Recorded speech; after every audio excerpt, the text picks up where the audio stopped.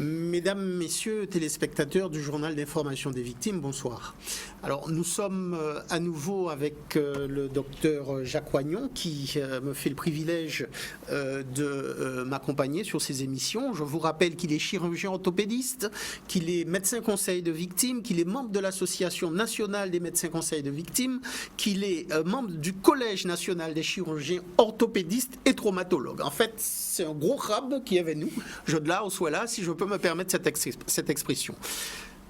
Nous allons parler ce soir d'un moment très important que les victimes connaissent, pour ceux qui sont déjà passés par là, et pour ceux qui auront à passer par là. J'espère que les conseils qui vous seront donnés ici vous permettront d'être efficaces pendant ce moment-là. C'est le moment de l'expertise. Pour fixer les préjudices que vous avez souffert, que vous avez subis, soit à cause d'un accident de la circulation, soit à cause d'une agression, le tribunal désigne un expert judiciaire, un médecin, pour vous examiner. Ce médecin du tribunal est un médecin indépendant qui va vous convoquer pour que vous puissiez venir avec votre avocat et votre médecin conseil et avec votre dossier médical pour pouvoir venir lui dire tout ce qui ne va plus dans votre vie depuis l'accident ou l'agression. Mais attention, pendant l'expertise médicale seront aussi présents le médecin et l'avocat de la compagnie d'assurance ou de la personne responsable de vos dommages. La personne qui vous a mis dans cet état-là sera assistée aussi d'un avocat et d'un médecin dont les rôles seront de défendre les intérêts de la compagnie d'assurance qui les a missionnés pour pouvoir en réalité faire triompher, et c'est l'objet de chacune des parties, faire triompher son point de vue.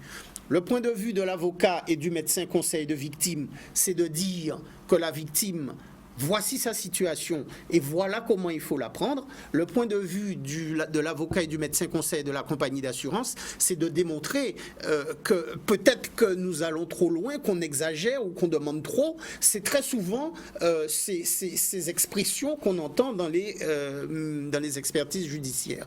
Alors, moi, je me pose une question. Entre médecins, docteur Oignon, vous êtes médecin, pourquoi votre point de vue, vous qui défendez les victimes et qui allez dans l'intérêt des victimes mettre en avant le maximum d'éléments pour pouvoir arriver à une indemnisation la plus juste possible de cette victime, pourquoi votre point de vue est très souvent à l'opposé du point de vue du médecin de la compagnie d'assurance, qui lui aussi est médecin? Pourquoi il ne voit pas cette victime-là comme vous? Est-ce qu'il y a deux formations différentes? Est-ce qu'il y a deux points de vue différents? Est-ce qu'il y a deux modèles différents de prise de vue de cette victime? La grosse différence du médecin conseil de victime par rapport au médecin conseil d'assurance, c'est que nous voyons la victime avant l'expertise, ce qui veut dire que nous la voyons soit au cabinet, soit dans son univers, dans son environnement familial, et que nous pouvons appréhender de façon plus clair la façon dont il vit depuis son accident. Donc c'est tout à fait différent de faire remplir un questionnaire par rapport à ce qu'il peut faire ou ne peut plus faire que d'aller voir sur place la situation et le fait qu'il y a des choses qui sont tout à fait infaisables suite à son accident, l'aide qu'il doit percevoir de sa famille ou de personnes extérieures. Donc il faut qu'on aille sur place. Il faut savoir que nous, en tant que médecins de recours ou médecins conseillers de victimes, on ne fait que ça. C'est-à-dire qu'on n'est pas un jour médecin d'assurance et un autre jour médecin de recours. On ne fait que du recours. Donc en fait, vous n'êtes que médecin de victime. Que médecin de victime. Pendant tout votre temps où vous faites des expertises, vous n'êtes que médecin de victime. Oui, ce qui veut dire qu'on n'est jamais de l'autre côté de la barrière. Donc on réagit de façon tout à fait indépendante. On n'a pas de compte à donner à une quelconque compagnie d'assurance, sauf lorsqu'on agit pour des protections juridiques. Mais sinon, notre avis est tout à fait indépendant. C'est la grosse différence par rapport aux médecins d'assurance qui font quelquefois également du recours. Je crois que nous, on n'accepte jamais de mission de la part de compagnies d'assurance, et notre façon de travailler est tout à fait différente. Donc on va voir les gens sur place, on demande leur doléance. Leur doléance, c'est ce qu'ils qu'ils ne peuvent plus faire, c'est les souffrances qu'ils ont tous les jours, c'est le fait qu'ils doivent se faire aider, c'est le fait qu'ils ont des problèmes pour se déplacer. D'ailleurs, on recueille sur une feuille tout ce qu'ils nous disent et on demande par ailleurs, si possible, de retranscrire ça sur papier pour que le jour de l'expertise, ils n'oublient rien. Parce que c'est évident que le jour de l'expertise, il y a un certain vécu, il y a de l'émotion, on oublie des choses. Donc à partir du moment où ils ont couché sur papier toutes les choses qu'ils ne peuvent plus faire, ils peuvent le donner carrément à l'expert judiciaire. Alors, nous avons l'habitude de travailler ensemble, hein. Ce n'est pas, je ne révèle pas un secret. Et c'est vrai qu'à l'occasion des expertises que nous avons menées, moi, ce qui m'a marqué, c'est la phase doléance, où effectivement, c'est un moment très dur pour la victime, où on va lui demander de dire ce qui ne va pas par rapport à la vie qu'il avait avant. C'est-à-dire qu'on va demander à la victime de revoir sa vie d'avant et de dire par rapport à sa vie d'avant tous les actes qu'elle ne peut plus faire aujourd'hui, ce qui est quelque chose d'assez épouvantable parce que c'est replonger la personne dans l'aisance qu'elle avait avant et lui montrer en pointant du doigt tout ce qu'elle ne peut plus faire.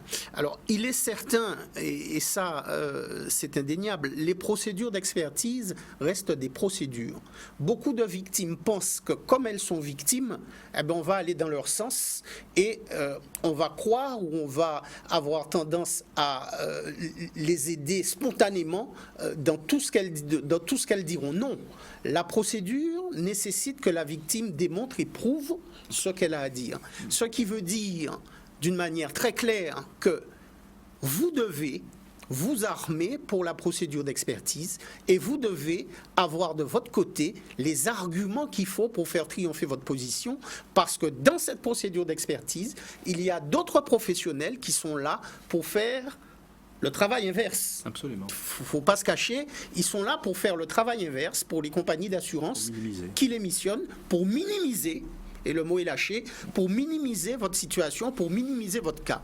Alors, docteur Wagnon, comment peut-on expliquer que des victimes soient vues de manière si différente par le médecin d'assurance que par le médecin de victime? Est-ce qu'il n'y a pas des formations justement qui sont données pour, sur certains postes de préjudice, minimiser ceci pendant les procédures d'expertise? Comme je l'expliquais un peu auparavant, c'est que les médecins d'assurance sont plus ou moins formatés. Ils ont des formations disant il ne faut pas dépasser tel critère pour l'indemnisation. Nous, bien sûr, on doit toujours faire appel à des barèmes qui sont fixés, mais les barèmes ne sont fixés qu'à titre indicatif. On n'est pas tenu à suivre le barème à la lettre, alors que les compagnies d'assurance ont tendance à quantifier de façon pratiquement administrative tous les préjudices. Et c'est justement pour ça qu'on se différencie, c'est que les barèmes qui existent sont à titre indicatif, on doit quelquefois y aller au-delà. D'accord. Alors vous l'aurez compris, pendant la procédure d'expertise, vous aurez à faire la guerre pour faire valoir vos droits. Et cette guerre que vous allez devoir mener, si vous n'avez pas les armes qu'il faut, vous la perdrez. Comme dit un proverbe créole, docteur Wagnon, Bef Kajambé, la Bayeba. Bef Kajambé, la Bayeba, ce qui veut dire, chers amis, que on tape toujours sur l'adversaire le plus faible. Ne soyez pas cet adversaire le plus faible et le jour de vos opérations d'expertise, munissez-vous des armes qui vous permettront de gagner votre procédure, votre avocat et votre médecin conseil de victime. Merci. Merci.